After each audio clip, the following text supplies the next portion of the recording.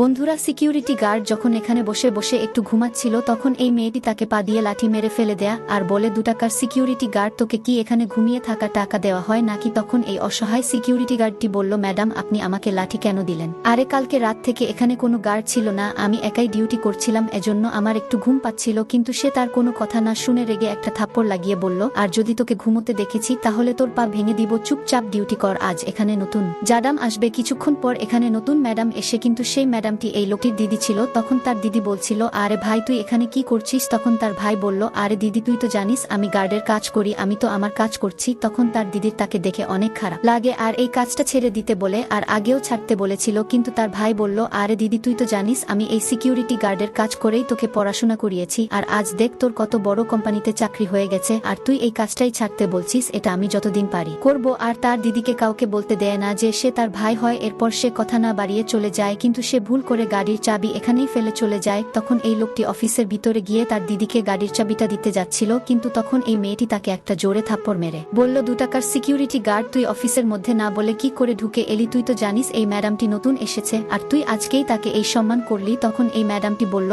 আরে তোমার এত সাহস আমার ভাইয়ের উপর হাত তুললে? তুই হয়তো জানো না সে আমার ভাই হয়, আর আজ আমি এত বড় কোম্পানিতে চাকরি করছি শুধুমাত্র আমার ভাইয়ের মধ্যে। আমার ভাই এই গার্ডের কাজ করে করে আমার পড়াশোনা চালিয়েছে, আমি তাকে অনেকবার বলেছি যে এখন আমার চাকরি হয়ে গেছে, এখন তুমি গার্ডের কাজ ছেড়ে যায়, কিন্তু সে আমার কথা শুনেই না, আর বলে এই কাজের জন্য আমার দিদি এত বড় চাকরি পেয়েছে, এটা আমি যতদিন করতে পারি করব। তখন এই মেয়েটি ম্যাডামটির কাছে ক্ষমা চেতে থাকে আর বলে, ম্যাডাম আমি জানতাম না যে সে আপনার ভাই হয়, জানলে আমি এরকম ব্যবহার করতাম না। তখন সে বলল, আচ্ছা যদি তুমি জানতে যে সে আমার ভাই তাহলে তুমি তার সঙ্গে খারাপ ব্যবহার করতে না, কিন্তু তার জায়গায় যদি কোনো সাধারণ মানুষ হতো তাহলে তুমি তার সঙ্গে এই ব্যবহার করতে। এরপর তাকেও সে একটা থাপ্পড় দিয়ে কোম্পানি থেকে বের করে দেয়। তো বন্ধুরা, সম্মান মানুষকে জেনে করতে হয় না, সবাইকে সম্মান করতে হয়, আর হ্যাঁ সম্মান করলে আপনি ঠিক এক না এক সময় সম্মান পাবেন।